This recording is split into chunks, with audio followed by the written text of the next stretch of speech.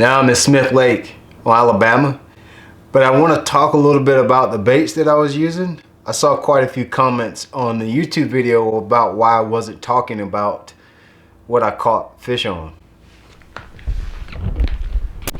Well, to be honest with you, when I'm fishing for $100,000 Pro Circuit Championship, I'm usually not really talking a lot about what I'm doing. So I think after every tournament, what we'll do is kind of dig a little deeper into what I'm actually doing in the thought process.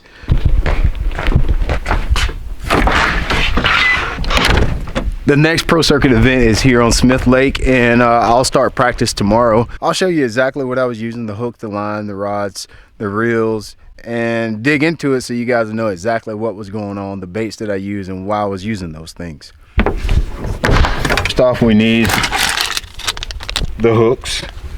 Then we need the baits. We need terminal gear. Then we need the fishing line. Now we need just the rod and the reel.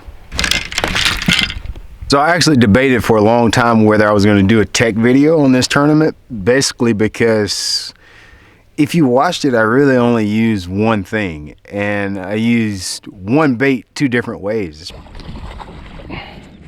Even though I was using one bait, it was two different ways that I presented those baits, and that made a huge difference, and it kind of depended on what type of grass that I was fishing. This is a tech review.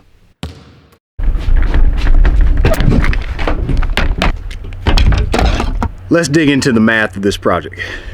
Very simple, just a stick bait, 6-inch stick bait, black and blue. All right. The bait itself is pretty doggone simple. It's probably be a pretty short video. It's not going to be that long and complicated, but I was rigging this one bait two different ways on two rods.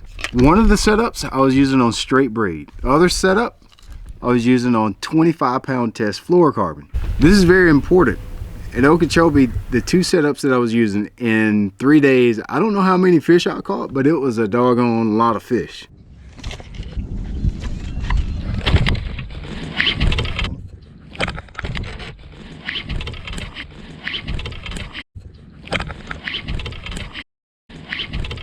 Dang, if he's a 2-pounder, I might not.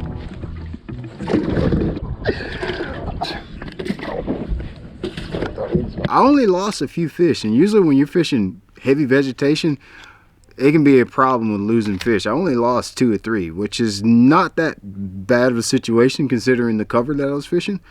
But on my fluorocarbon setup with the 25-pound test, fluorocarbon, I was using this hook right here.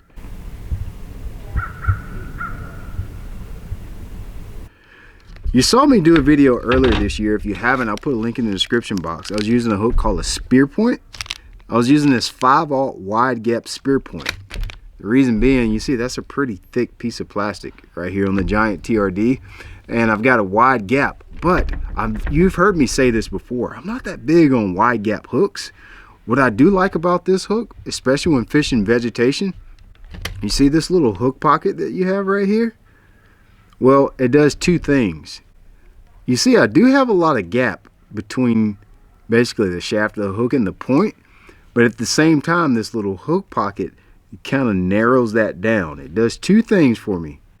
It doesn't give the fish leverage to get off once I get him hooked, and also when I got him hooked and I got him jacked in the side of the mouth, it shortens that gap to where I don't have a lot of metal hanging outside of the fish's mouth when I'm pulling him through those weeds and grass. And so you can pull them out of the vegetation easier. All right, right in here is where I want to fish. That's a big one. That's a big one. That might be small. You're not going to have that giant hook removal tool that what you basically have with a wide gap hook and a bunch of hook hanging out of the fish's mouth as you're bringing them through the grass. And that's key to getting fish in the boat sometimes, is having the right hook. 1 for penetration, and 2 for actually bringing the bass to the boat. Having the right hook is absolutely essential, especially with fluorocarbon. With fluorocarbon, this would be more of a fluorocarbon hook. The other setup that I had, I was using 50-pound test braided line. All right, when I was going into a little thicker vegetation, I was using a straight shank hook and 50-pound test braided line. I was using 2 different weights as well. This is a pretty big piece of plastic, so the weight itself is already pretty heavy, but I was using a light sinker, 3/16-ounce sinker on one setup. That was my fluorocarbon setup. On the fluorocarbon setup, where I was using this funky hook, the Spearpoint, I was using that on fluorocarbon, pitching it to some of the more sparse pieces of grass. You'll notice there was a lot of hay grass in that area I was fishing, and in this field of hay grass you would see one stalk or one flat reed.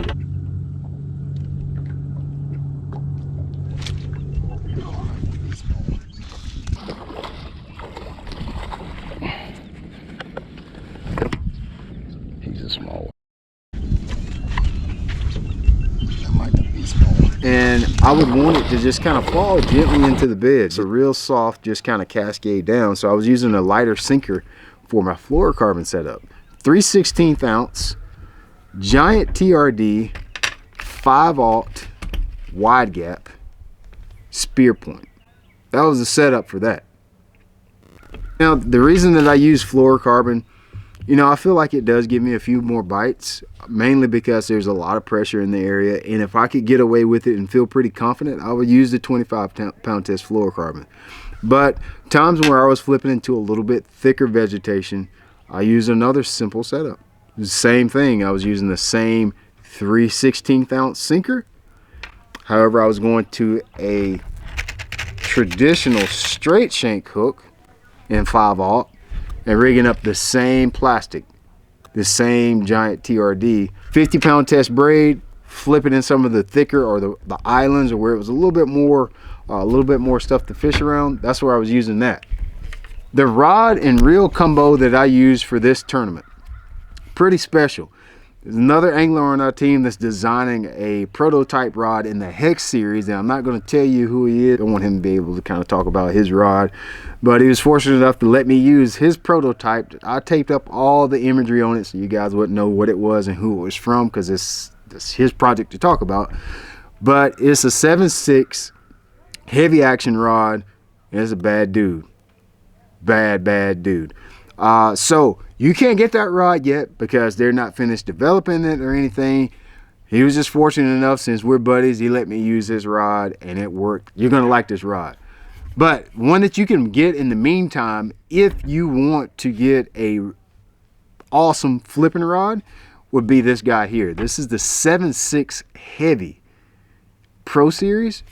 It would work just the same. As a matter of fact, I've used this rod for flipping pads down on the Kissimmee chain before, and I pair that up with the Lew's Pro TI, the best, baddest reel you can buy. I was using an 8:3-to-1 gear ratio, Lew's Pro TI, and it was bringing them up out of the grass pretty easy. That was a rod and reel setup. When I was using the giant TRD with braided line, and when I was using the giant TRD with the fluorocarbon, I was still using the same rod, same setup, same weight, same bait. Only thing I was changing out was the line and the hooks.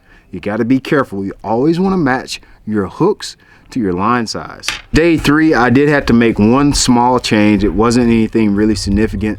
On day 3, it got to be a little windy, and I did go to a little bit heavier sinker. Then I started flipping a 5/16-ounce Strike King tungsten around, and that was just allowing me to make a little bit more efficient flips.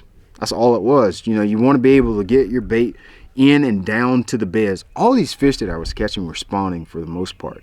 And so what you wanted to do was be able to get that bait and precisely pitch it to the piece of structure, and you want it to actually get down to the bottom. If it didn't get to the bottom, you didn't get bit.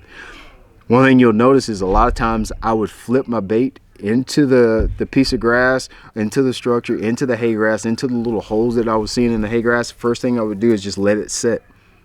I would take 5, 6, 7 seconds and let the bait sit. That doesn't sound like a long time, but I promise you, if you flip in there and you count 1, 2, 3, 4, 5. You'll notice a lot of times when I would pick up the rod, that's when he would have it before I even had a chance to work the bait. So some of the bites were initially when I would flip into the piece of structure, and then some of the bites I let the bait just sit there. You almost always had to fish like you knew a fish was looking at your bait. So that's the tech review for Lake Okeechobee. Now I got to get it done here at Smith Lake.